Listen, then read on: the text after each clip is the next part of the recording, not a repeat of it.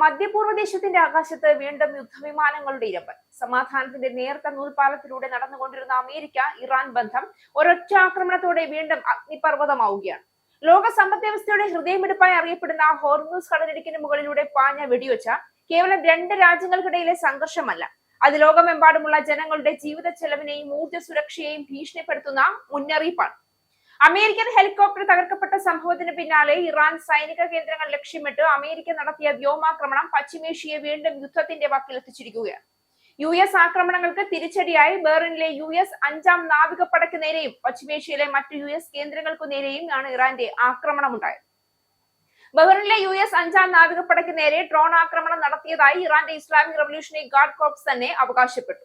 ജോർദാനിലെ US വ്യോമതാവളത്തിന് നേരെയും കുവൈറ്റിന് നേരെയും ആക്രമണം നടത്തിയതായി IRGC വൃത്തങ്ങളെ ഉദ്ധരിച്ച് ഇറാനിയൻ മാധ്യമങ്ങളും റിപ്പോർട്ട് ചെയ്തു.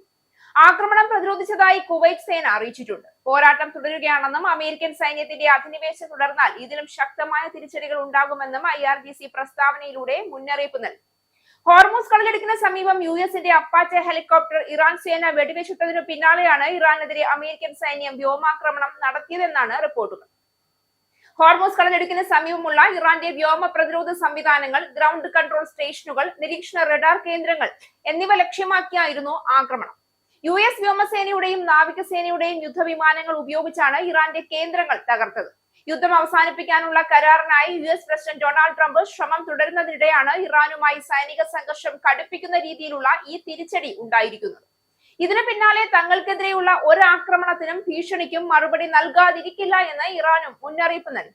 പിന്നാലെയായിരുന്നു ഇറാന്റെ ആക്രമണം ഉണ്ടായത്. 21ഓളം കേന്ദ്രങ്ങൾക്ക് നേരെ ഇറാൻ ആക്രമണം നടത്തി. അതേസമയം ഇറാന്റെ തെക്കൻ മേഖലയിൽ നിന്ന് സ്ഫോടന ശബ്ദങ്ങൾ കേട്ടതായി അൽ ജസീറ റിപ്പോർട്ട് ചെയ്യുകയും ചെയ്തു. എന്നാൽ ഈ ആക്രമണങ്ങളുടെ വ്യാപ്തി എത്രത്തോളം ഉണ്ട് എന്നതിൽ നിലവിൽ വ്യക്തതയില്ല. ഇറാനിൽ 3 ഘട്ടങ്ങളായാണ് അമേരിക്കൻ സൈന്യം ആക്രമണം നടത്തിയതെന്നും വ്യോമ പ്രതിരോധ സംവിധാനങ്ങളും റഡാറുകളുമാണ് പ്രധാനമായും ലക്ഷ്യമിട്ടത് എന്നുമാണ് US സെൻട്രൽ കമാൻഡ് അറിയിച്ചിരിക്കുന്നത്. പരസ്പരം ആക്രമണം നിർത്തിയെന്ന് ഇറാനും ഇസ്രയേലും പ്രഖ്യാപിച്ച് ഏതാനും മണിക്കൂറുകൾ പിന്നിട്ടപ്പോഴാണ് ഹോർമൂസ് കടലിടുക്കിന് സമീപം US ഹെലികോപ്റ്റർ തകർന്നു വീണത്. പിന്നാലെ ഇറാൻ തങ്ങളുടെ സൈനിക ഹെലികോപ്റ്റർ വെടിവെച്ചിട്ടതായി ട്രംപ് സ്ഥിരീകരിക്കുകയായിരുന്നു.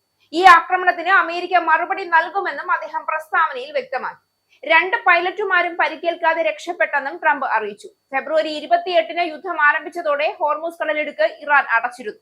ഏപ്രിൽ 13 മുതൽ US-ഉം ഹോർമൂസിൽ നാവിക ഉപരോധം ഏർപ്പെടുത്തി. വിലക്ക് ലംഘിച്ച് ഹോർമൂസിൽ പ്രവേശിക്കുന്ന കപ്പലുകളെ ഇരുകൂട്ടരും ആക്രമിച്ചിരുന്നു. ഹോർമൂസിന് മീതെ പറന്ന ഡ്രോണുകളും പരസ്പരം വെടിവെച്ചിട്ടു.